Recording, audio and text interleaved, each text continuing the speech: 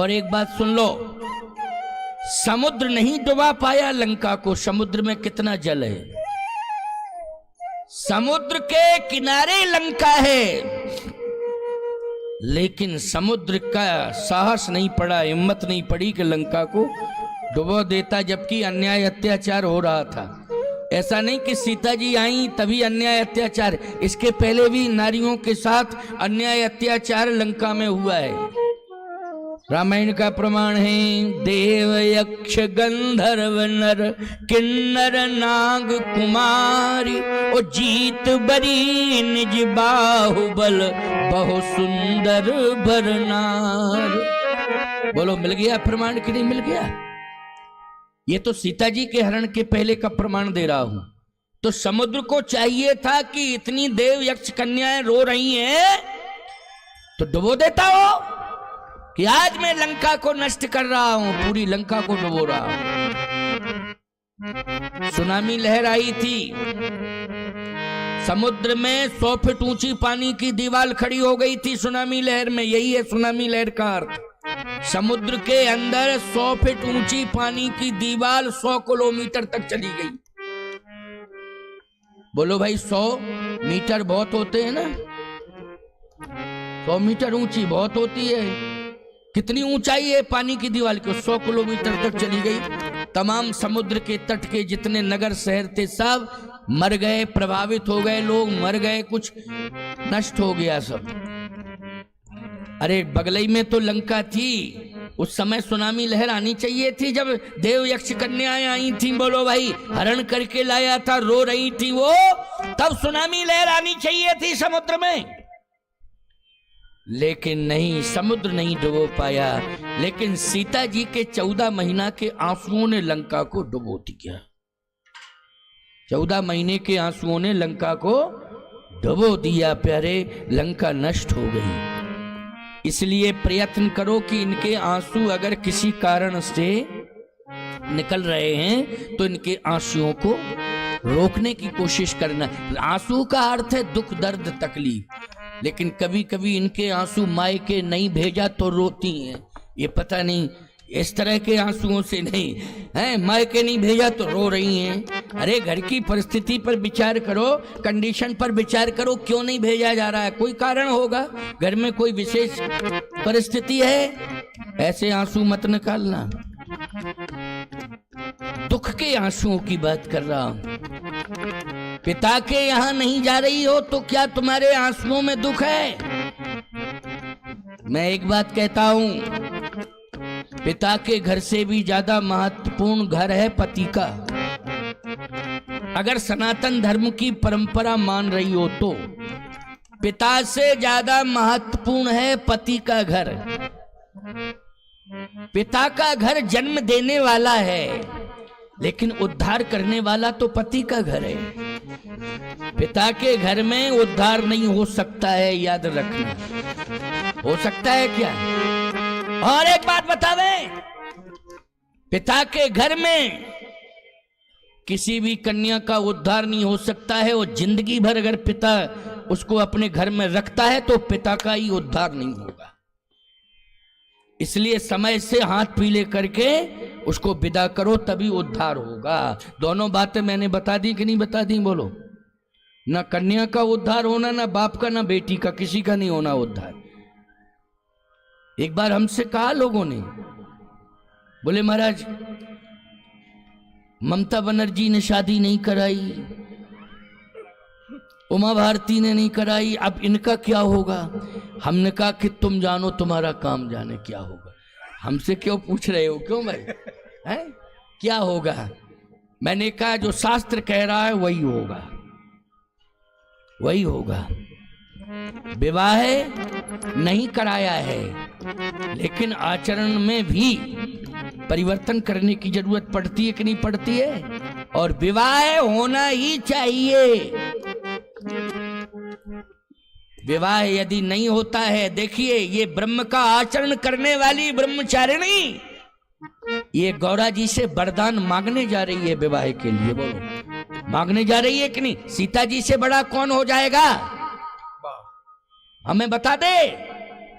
और मेरी बात पर यदि आपत्ति है तो हम बहस करने के लिए तैयार हैं।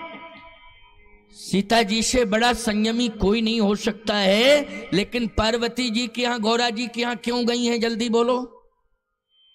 विवाह के लिए गई हैं, पति मांगने गई हैं, बोलो गई हैं कि नहीं? इसलिए प्रत्येक पिता का धर्म कहता है कि पुत्री को समय से विवाहित करे, और पुत्री का भी धर्म कहता है अच्छा पति मिले, इसके लिए गौरा जी का पूजन करे। वो ये पुत्री का भी धर्म कहता है अच्छा पति मिले, इसके लिए किसका पूजन करे? गौरा जी का पूजन करें। इसलिए पूजन गौर सखी ले,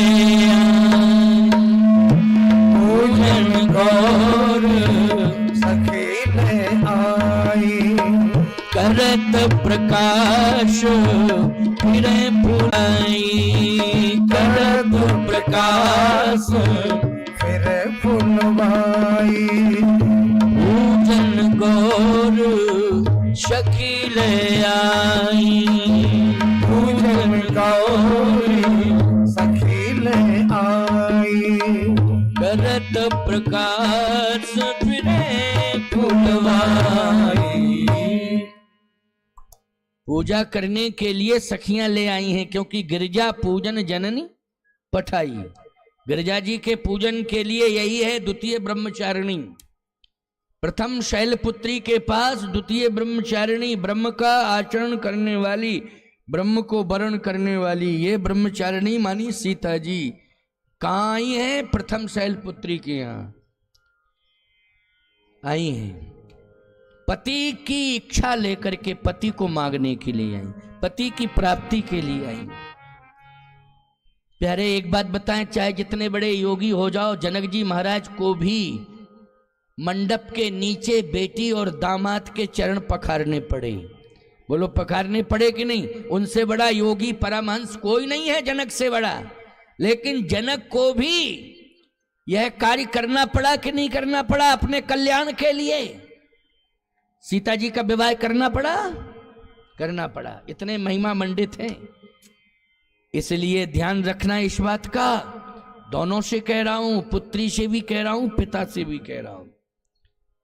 पिता समय से पुत्री का विवाह करे और पुत्री पवित्र पति मिले, धार्मिक पति मिले, आचरण करने वाला, सदाचरण करने वाला पति मिले, इसके लिए वो गौरा जी का पूजन करे। ये नियम हमारे यहाँ है। अच्छा, एक बार लोगों ने कहा महाराज जी हिंदू हैं वो तो कर लेंगे गौरा जी का पूजन, लेकिन हिंदुओं के अलावा, सनातनियों के अलावा तो कोई नहीं करेगा गौरा जी का। कौन बेटी जाएगी गौरा जी का पूजन करने के लिए? मैंने कहा वो विवाह थोड़ी करती हैं, फिर वो तो एग्रीमेंट लिखाती हैं, समझौता। क्यों भाई, उन्हें पूजा करने की क्या जरूरत है? गौरा जी से कोई मतलब ही नहीं। क्यों? समझौता, एग्रीमेंट, समझौता, और यही तो सिस्टम चलता है। साल 2 साल समझौता रहा, इसके बाद तुम्हारा रास्ता अलग, हमारा रास्ता अलग, अलग अलग रास्ते हो जाते हैं। फिर दूसरे की तलाश करती हैं वो।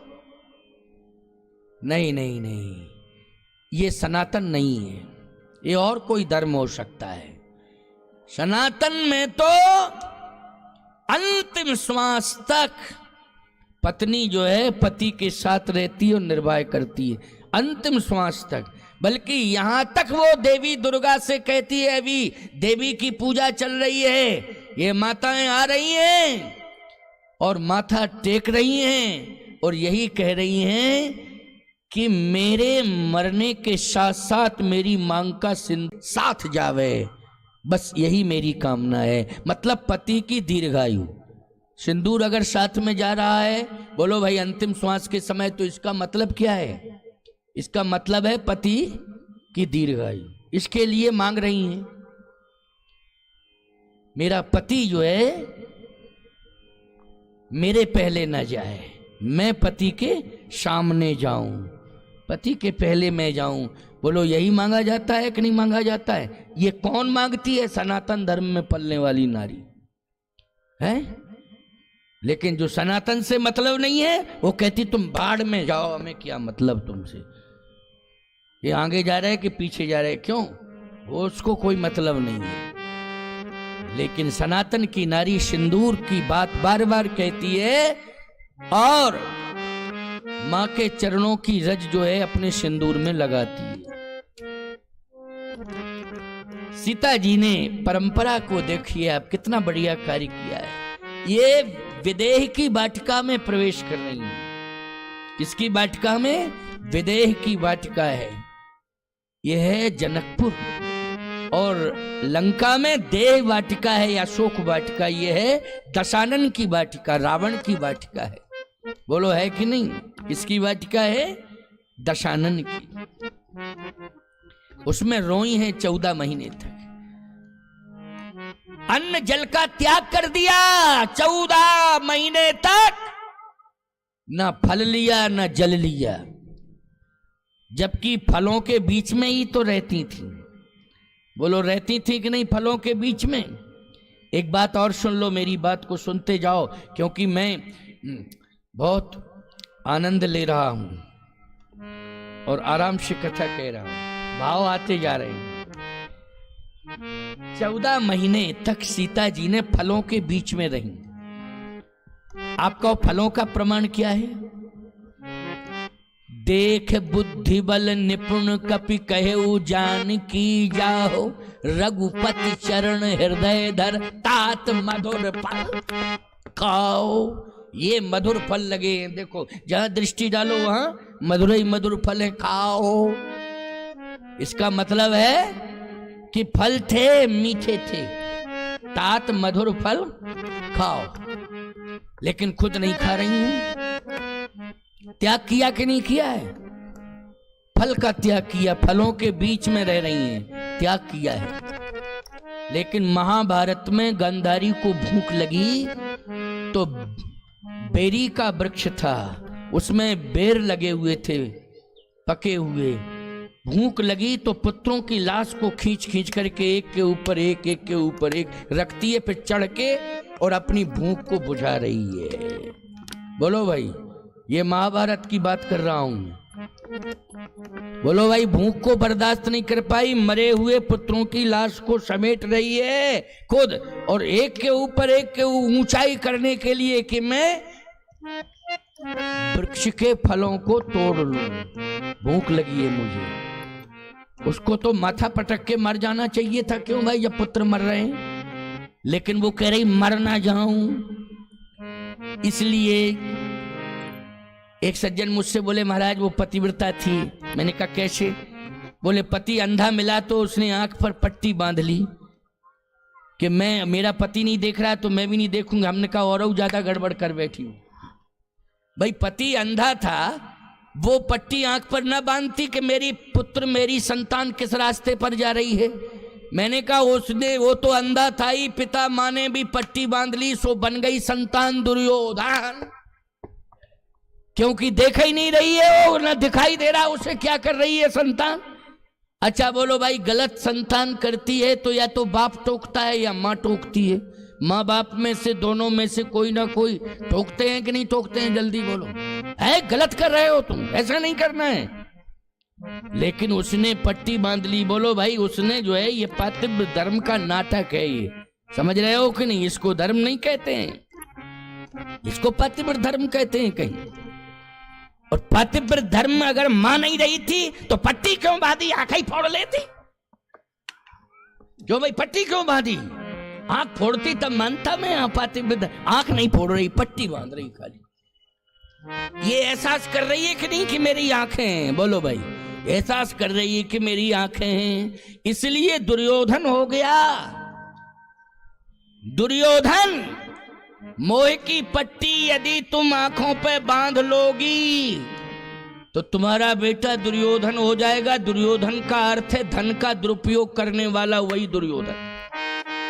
जो धन का दुरुपयोग करे उसी को क्या कहते हैं? दुर्योधन। भले ही तुम्हारे बेटे का नाम कुछ भी हो, लेकिन धन का दुरुपयोग कर रहा है तो क्या है वो?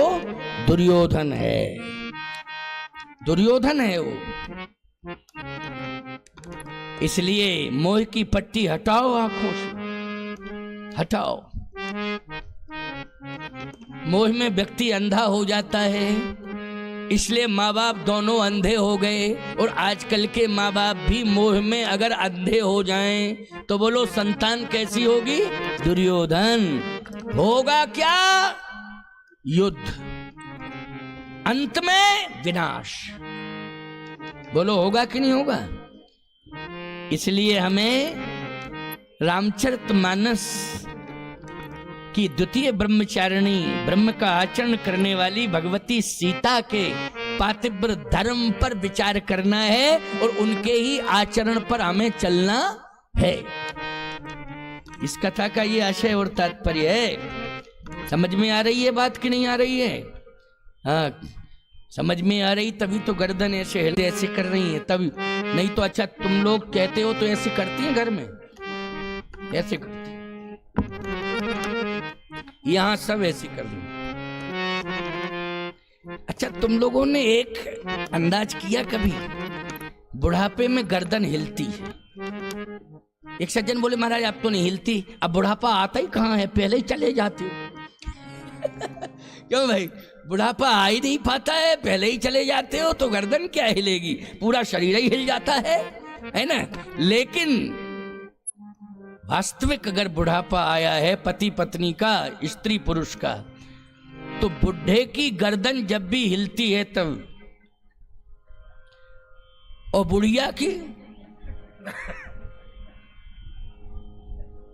क्योंकि अभ्यास है वो, मना करने वाला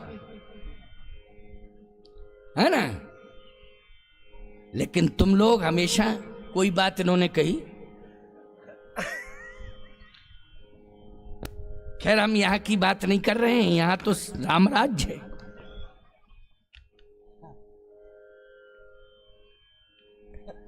लेकिन सत्संग हमें क्या शिक्षा दे रहा है? सत्संग हमें शिक्षा यही दे रहा है कि जनक जी ने आंसू नहीं निकलने दिए सीता जी ने।